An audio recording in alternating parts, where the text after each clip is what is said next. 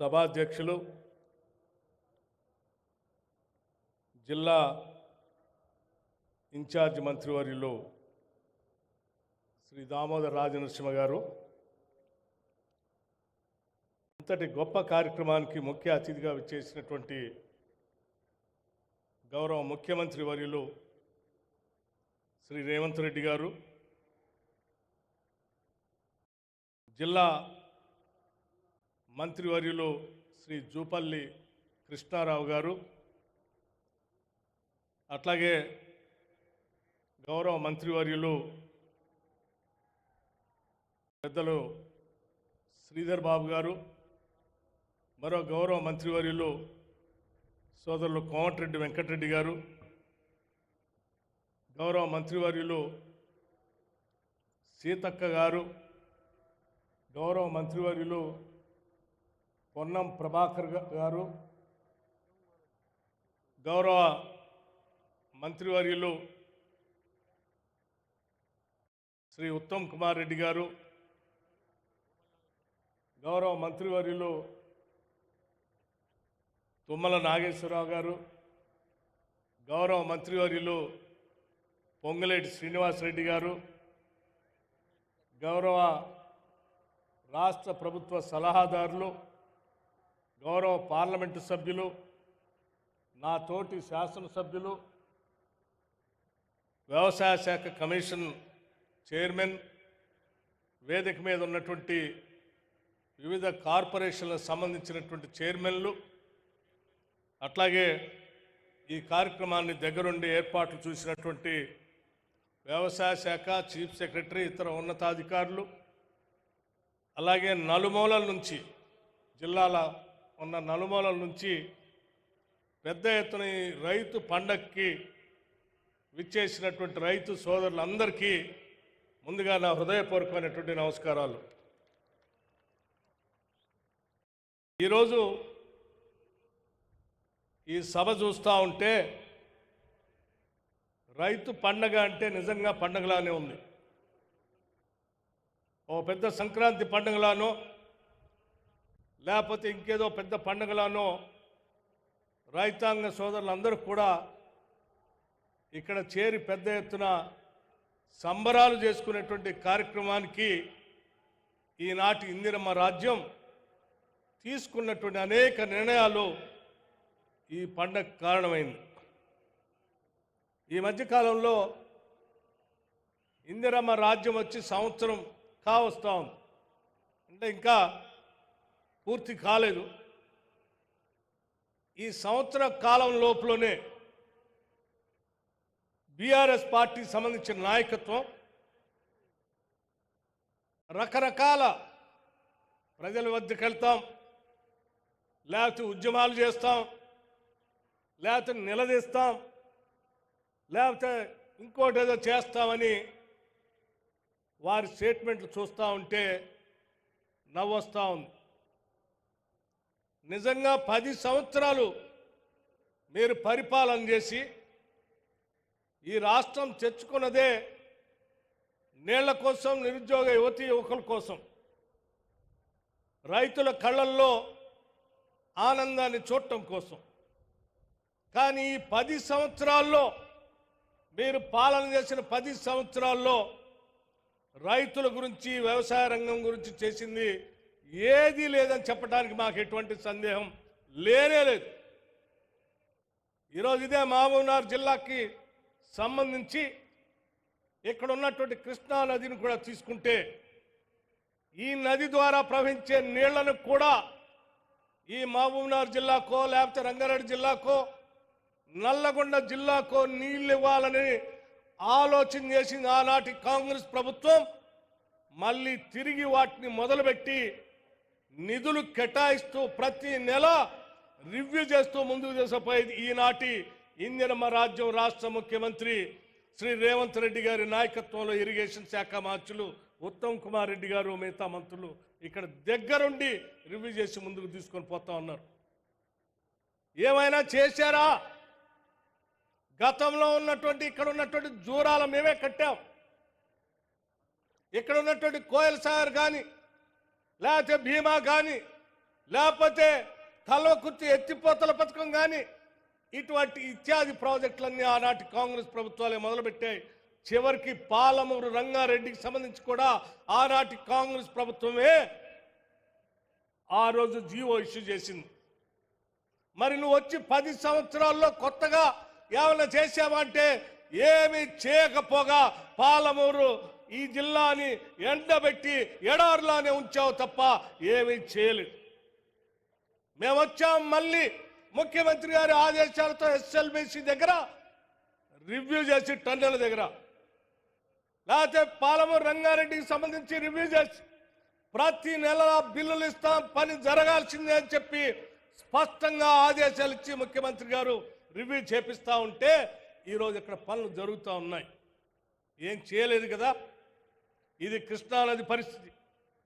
పోనీ ఆ గోదావరిలో ఏమైనా చేసామంటే రాష్ట్రం మొత్తాన్ని కుదవబెట్టి కాళేశ్వరం ప్రాజెక్ట్ అని కట్టాం. కాళేశ్వరం ప్రాజెక్ట్ కట్టి మేడిగడ్డ అన్నారం సుందిళ్ళ మీరు చూశారు ఏమైపోయిందో, పూర్తిగా కుంగిపోయింది. ఈ మధ్యనే ఉత్తమ్ కుమార్ రెడ్డి గారు ఒక స్టేట్మెంట్ కూడా ఇచ్చారు. అయ్యా మీ కాళేశ్వరం పని చేయకపోయినా, మేడిగడ్డ అన్నారం సుందిళ్ళ కుంగిపోయినా, అందులోంచి చుక్క నీళ్లు తీసుకోకపోయినా మా ప్రభుత్వం ఒక పకడ్బందీ ప్రణాళికతో గతంలో కట్టినటువంటి అనేక ప్రాజెక్టు ద్వారా ఎస్ఆర్ఎస్పి కానీ, కడెం కానీ, శ్రీపాద ఎల్లంపల్లి కానీ, లేకపోతే మిడ్ మానేర్ కానీ, లోయర్ మానేర్ లాంటి అనేక ప్రాజెక్టుల ద్వారా చివరికి దేవాదులు లాంటి వాటితో తీసుకున్నటువంటి ప్రణాళికాబద్ధంగా జాగ్రత్తగా పనులు చేస్తే దాదాపు 66,77,000 ఎకరాల్లో వరి సాగు చేస్తే 153 లక్షల టన్నులు అత్యధికం ఈరోజు రాష్ట్రంలో ఉత్పత్తి జరిగింది. మరి కాళేశ్వరం లేదే, మేడిగడ్డ లేదే, అన్నారం లేదే, సుందిళ్ళ లేదే. మీరు 1,25,000 కోట్లు తీసుకొచ్చి దాంట్లో పోసి కడితే అది పనికి రాకుండా పోయినా ఇవాళ ప్రణాళికాబద్ధంగా మా ప్రభుత్వం ఆలోచన చేసి పండిస్తే మీకంటే ఎక్కువ, మీ 10 ఏళ్ల సమయం కంటే ఈరోజు మా రాష్ట్ర ప్రభుత్వం హయాంలో సూచనల ప్రకారం అత్యధిక ధాన్యం పండిస్తే ఒక ఆయన అంటాడు నేను రోడ్డు మీద పోతాం ధాన్యం కొనుగోలు చేయట్లేదు అంటాడు. ఎక్కడ ధాన్యం కొనుగోలు చేయట్లేదు?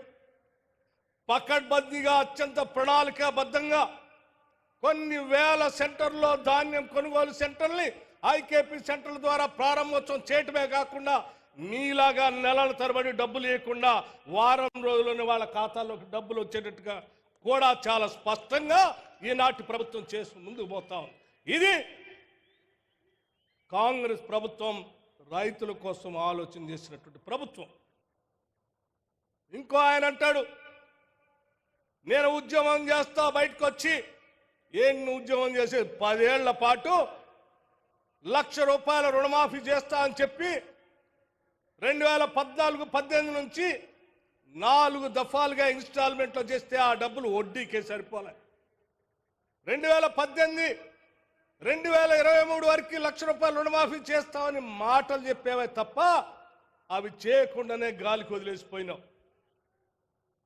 మేము మా ముఖ్యమంత్రి గారు యావత్ రాష్ట్ర మంత్రిమండలి మొత్తం కూడా ఆలోచన చేసి ఆనాటి కాంగ్రెస్ ప్రభుత్వ ఎన్నికల సందర్భంలో మేము ఇచ్చిన హామీ మేరకు తప్పనిసరిగా 2 లక్షల లోపల ఉన్నటువంటి రైతుల రుణాలన్నింటినీ కూడా మాఫీ చేస్తామని చెప్పి చాలా స్పష్టంగా మాట ఇవ్వటమే కాదు, ఆగస్టు 15 లోపల కల్లా చేస్తానని ముఖ్యమంత్రి గారు మాట ఇవ్వటమే కాకుండా మీలాగా తప్పించుకోవాలి ఇచ్చిన మాట ప్రకారం మాట తప్పకుండా వెనక్కి తిరగకుండా కేవలం 15 రోజుల్లోనే 18,000 కోట్ల రూపాయలు 2 లక్షల లోపల ఉన్న వాళ్ళందరికీ రుణమాఫీ చేశాం.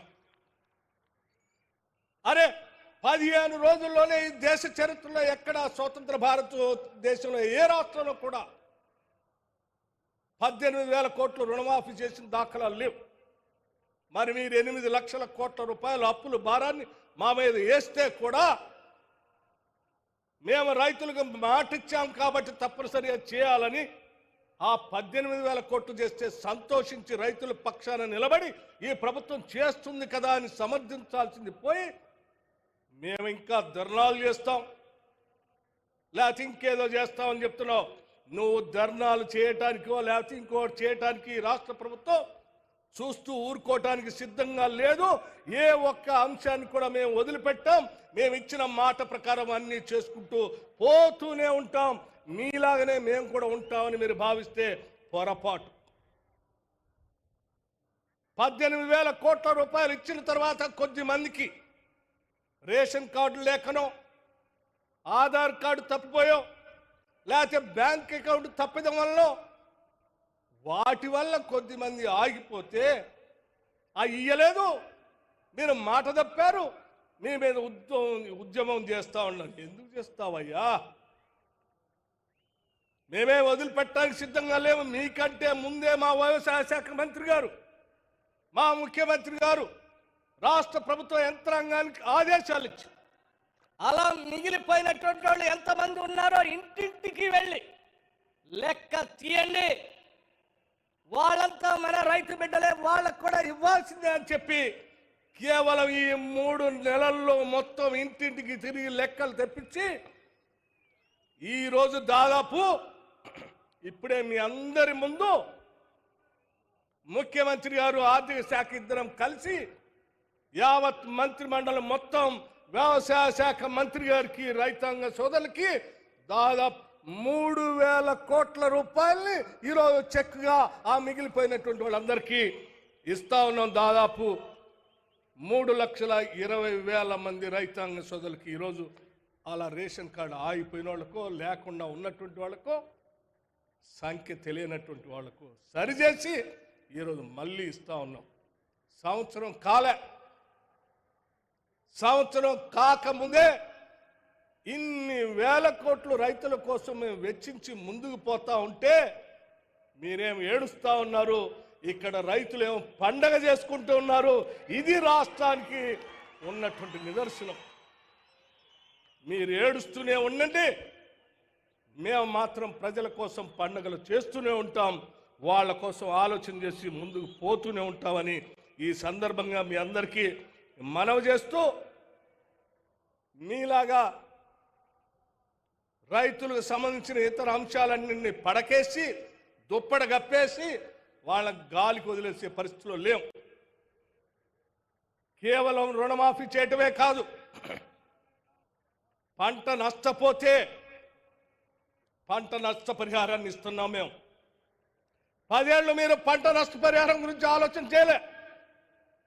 వరద వల్ల పంట నష్టపోతే ఎకరానికి 10,000 లెక్క కట్టి పంట నష్టపరిహారానికి దాదాపు 100 కోట్లు రిలీజ్ చేసాం మననే.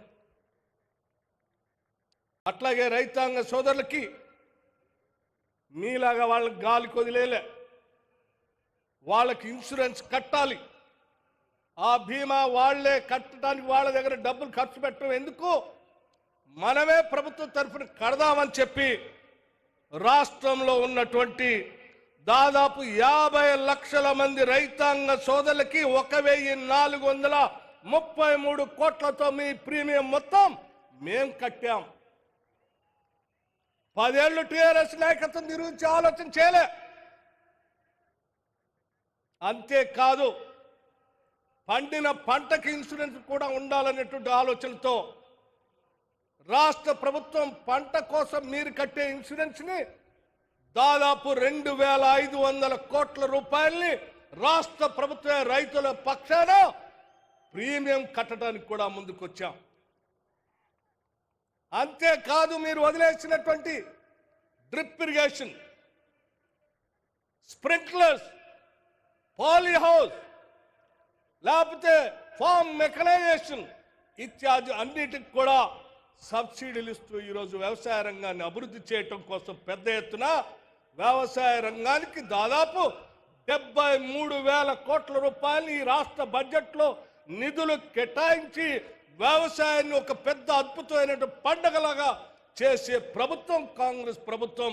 ఈ ప్రభుత్వం మీద నువ్వు ఉద్యమం చేస్తా అంటే నీలాగా ఏడిసే వాళ్ళు వచ్చి నీతో కూర్చుంటారు తప్ప పండగ చేసుకునేటువంటి వాళ్ళు ఎవరు నీతో రారు, నీ దగ్గరకు కూడా రారు. ఈ రాష్ట్రంలో ఉన్న రైతులంతా కాంగ్రెస్ పార్టీ ప్రభుత్వంతోనే ఉంటారని ఈ సందర్భంగా మీ అందరికీ నేను మనవి చేస్తూ, ఇంకా అనేక సంక్షేమ కార్యక్రమాలు ఇప్పుడే రైతులతో పాటు ఈ రాష్ట్రంలో ఉన్నటువంటి మహిళలకు కూడా కోటీసులు చేయాలని 5 సంవత్సరాల్లో 1,00,000 కోట్ల రూపాయలు వడ్డీ లేని రుణాలు ఇవ్వాలని కూడా వాళ్ళకు కూడా ఇప్పుడే ఇక్కడ ఒక చెక్ ఇచ్చాం.